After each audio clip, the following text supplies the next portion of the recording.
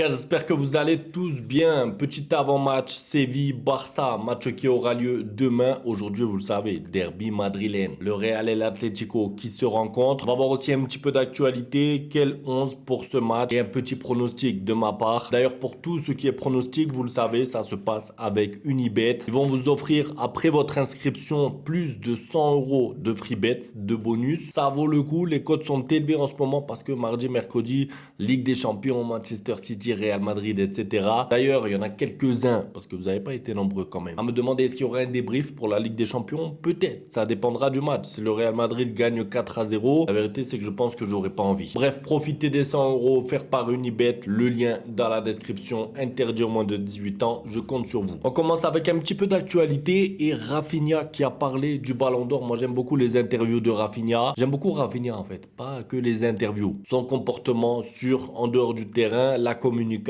son niveau de jeu aussi, tout simplement. Bref, un peu tout ça. On lui a demandé, vous considérez-vous comme un candidat sérieux au Ballon d'Or cette année? Rafinha a dit, je peux simplement dire que je continuerai à me battre pour être parmi les meilleurs joueurs du monde. Sachant d'où je viens et tout ce que j'ai traversé dans ma carrière, le simple fait d'être en lice pour le Ballon d'Or serait déjà une immense victoire. Mon objectif est de me surpasser chaque jour, saison après saison. Jamais vous figurez sur la liste ou recevez le prix, ce sera une victoire personnelle inestimable. J'aime beaucoup l'humilité qu'a Rafinha, ça veut dire que à la fois il arrive à donner ses objectifs, c'est-à-dire rester dans le top, faire partie des meilleurs joueurs du monde, mais savoir aussi se contenter de temps en temps de 8e place, 6e place, 3e place. Évidemment, je suis pas en train de dire que Rafinha doit terminer 8e. Ce que je veux dire, c'est que lui, il met déjà en valeur le fait de terminer potentiellement dans le top 10 déjà presque acquis et de pas finir frustré, déçu comme par exemple a été Vinicius après le Ballon d'Or où il ne l'a pas gagné. Il avait dit qu'il allait faire 10 fois plus.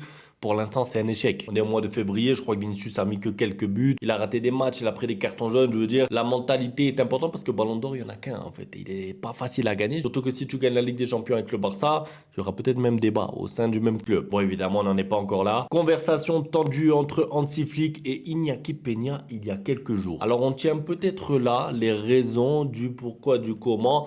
Hansi Flick a décidé que Tech serait son gardien. Parce que si Szczęsny s'est retrouvé titulaire un peu du jour au lendemain, il y a une raison. Que ce soit à l'entraînement, que ce soit en termes de travail. On ne connaît pas la raison exacte, mais peut-être qu'elle est là. Parce que s'il y a une discussion tendue, c'est peut-être que Peña n'était pas d'accord avec certaines décisions prises par Hansi Flick. Moi, j'étais presque convaincu qu'il y avait une raison parce que Hansi Flick ne met pas un joueur comme ça sur le banc du jour au lendemain sans raison. Pour Ansu Fati, c'est pareil. Il avait expliqué les raisons. Aujourd'hui, c'était un jour de repos. Bon, c'était hier à la base. Mais Koundé, Ferran, Gavi, Baldé, Inigo, Christensen, Szczęsny, Garcia, il y a trop de joueurs. Je vais pas tous les lire. La vérité, c'est qu'il y a beaucoup de joueurs, je trouve, au Barça cette saison qui viennent s'entraîner, qui font l'effort de s'entraîner, même quand il n'y a pas d'entraînement. Et moi, je trouve ça remarquable. Alors, vous allez me dire, c'est les professionnels, ils sont millionnaires, ils ont que ça à faire, c'est leur métier. Bon, c'est vrai que c'est leur métier, mais ils ont des jours de repos. Ça fait partie aussi de leur quotidien, pouvoir profiter en famille, etc. Ils n'ont pas la même vie que nous, ces gens-là. La vérité, c'est que venir s'entraîner quand il y a un jour de repos,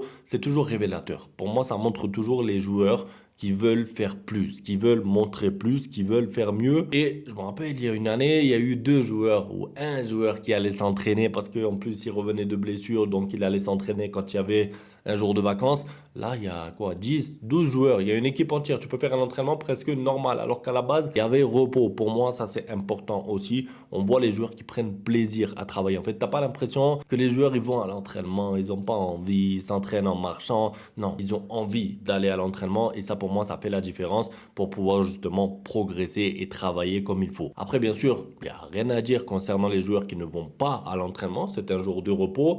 Ils ont des occupations, ils ont une famille. Il n'y a pas de problème. Je dis juste que les joueurs qui vont s'entraîner, c'est révélateur. En dessous est sur la bonne voie, on verra ce qu'on décide demain. Alors en dessous, Fatih, bon, on décide demain, on décide après-demain. Et qu'est-ce qu'il avait en fait? Parce que s'il est sur la bonne voie, c'est quoi? C'était physique le problème? Est-ce que c'était mental?